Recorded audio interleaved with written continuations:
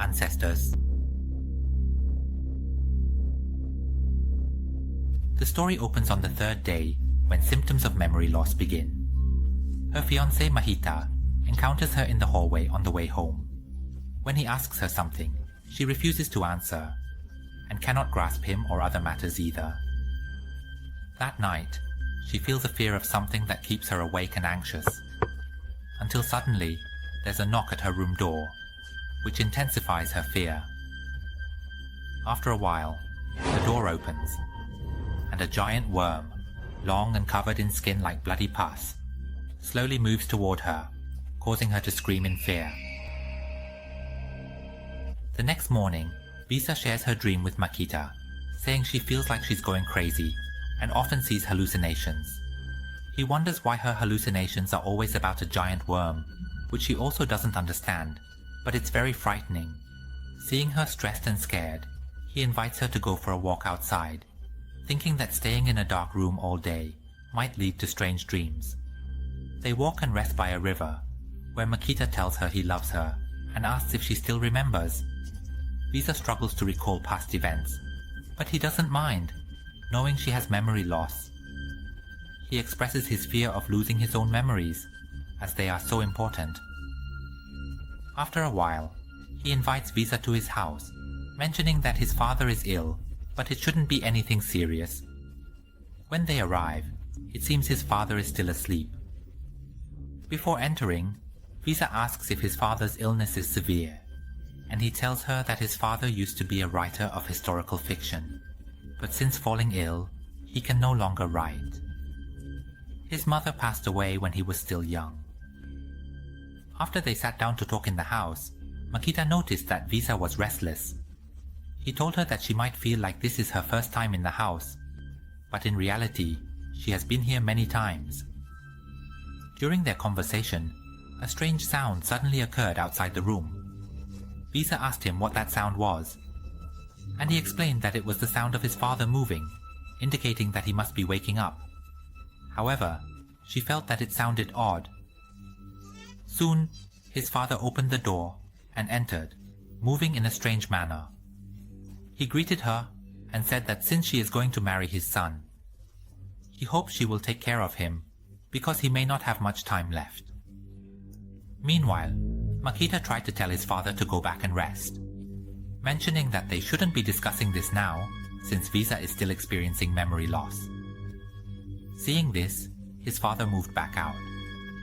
But during that moment, Visa seemed to hear a woman's voice speaking, though she couldn't place where it came from. She decided to act indifferent, fearing that others would think she was crazy. That evening, she kept thinking about her dream, feeling that the fear was hard to express in words. She also felt that her memory loss might be related to something she encountered. The terrifying things seemed to have caused her mind to block them out. What could be so frightening that it leads to her memory loss? When she went to Mahita's house, her anxiety increased, wondering if something in his house was causing her memory issues. While she was confused and full of doubts, her mother suddenly came in to tell her that Mahita was at the front door. When he saw her, he appeared anxious and apologized for disturbing her, explaining that something serious had happened because his father was in critical condition. He insisted that his father wanted to see her, so he needed her to come with him immediately. Even though she hadn't agreed yet, Makita grabbed her hand and hurried her back to his house. Once they arrived, his father's condition had worsened. He was breathing heavily and sweating profusely. What Visa saw in the room shocked her into silence when she noticed something like a worm or a long creature protruding from her father's head. Makita then told her that it was part of his ancestor's skull, which was above his father's head. Above that is the head of the ancestor, and above it are the heads of his great-grandparents and siblings. The heads of the ancestors from previous generations are connected, and their brains are linked together, like this, allowing the father to share memories.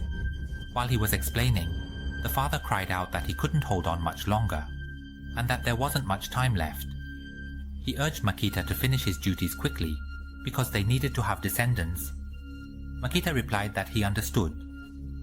In order to become part of the ancestors, at that moment, Visa began to remember something frightening. When Makita heard this, he quickly turned to her and asked if she remembered, which meant she recalled their agreement to marry. He reassured her that she didn't need to be afraid. Her only duty was to bear children who would carry his bloodline because he was the last remaining member of his family. If he had no descendants, his lineage would surely disappear, and the memories passed down through generations would be lost forever. He would not allow that to happen. After seeing the condition of his father and learning about everything concerning Makita, she told him that she could not marry him and tried to run away. At the same time, the father and the long-connected ancestors began to move and tremble, fearing that there would be no descendants to continue the family line. The frightened animals that ran out also encountered the long heads of the ancestors extending outside, causing Tanachit to scream in terror. Makita, who followed her out, told her that he had no time and couldn't let her go.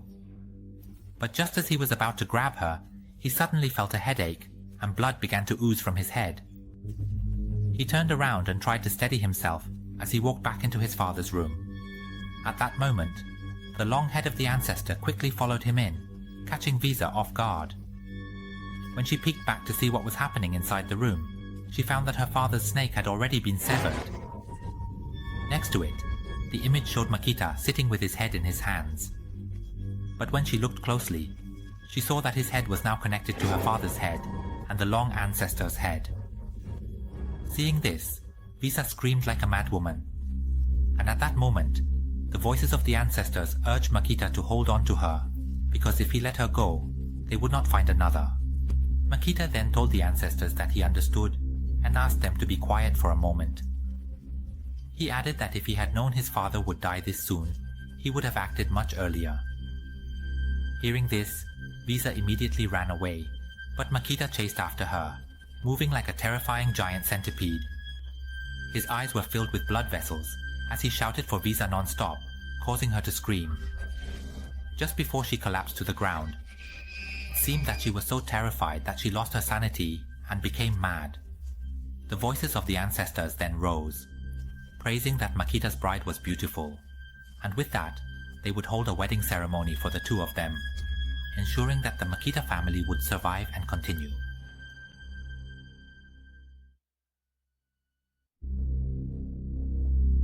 The animal city has arrived.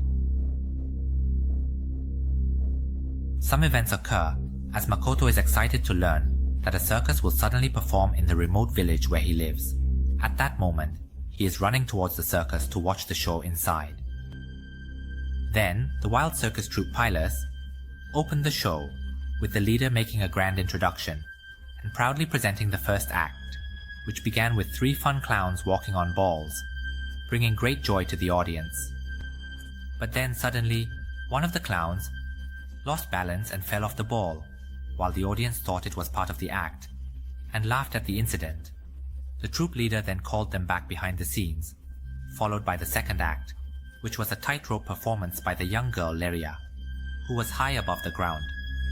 When Makoto saw her, he remembered that he had met her at the park in the neighborhood a few days ago, when he heard that a circus was coming to town. During the performance, Makoto kept wondering where she came from, but with her presence, the animal city became more captivating.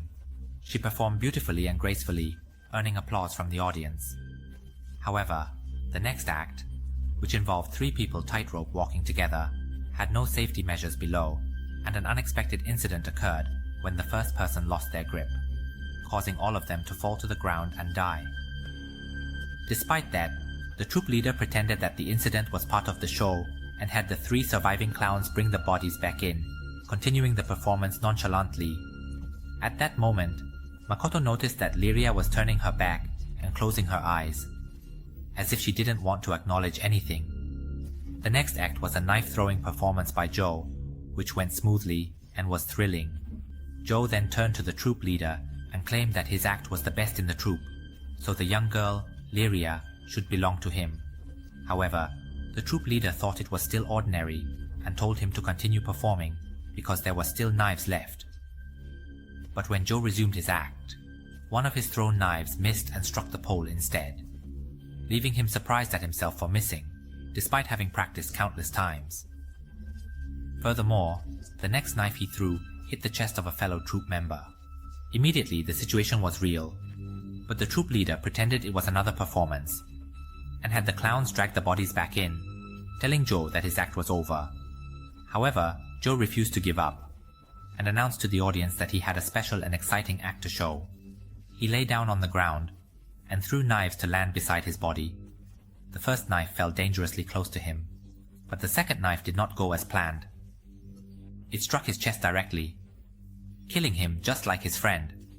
As before, the troop leader remained indifferent, and had the clowns take the body away while presenting the next act, which was a fire-breathing performance by a muscular man named Dragon. The performance went wrong again when the flames engulfed the performer, causing him to scream in pain. At that moment, Makoto, who was watching, felt that the show was starting to look strange.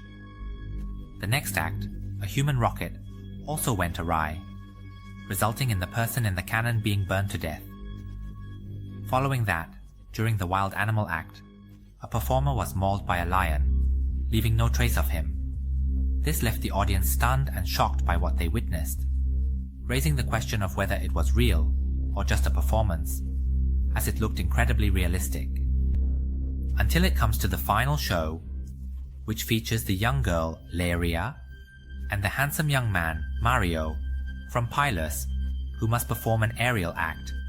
However, before he starts, Leria, who has been turning her back and closing her eyes the whole time, suddenly turns around and shouts for Mario not to perform under any circumstances. She warns him that he has been deceived by the troop leader, who is not human but a demon or a reaper, who enjoys killing people and collecting souls. She also reveals that he has been using her, and if Mario performs, he will surely die. She pleads and begs him not to perform because they both have feelings for each other. But Mario tells her that he won't miss the performance. He will make it beautiful, and become the star of the troupe, so that he can marry her. When Leria cannot hold him back any longer, Mario begins the performance, and suddenly, the rope he is using snaps, causing his body to crash to the ground, right in front of her.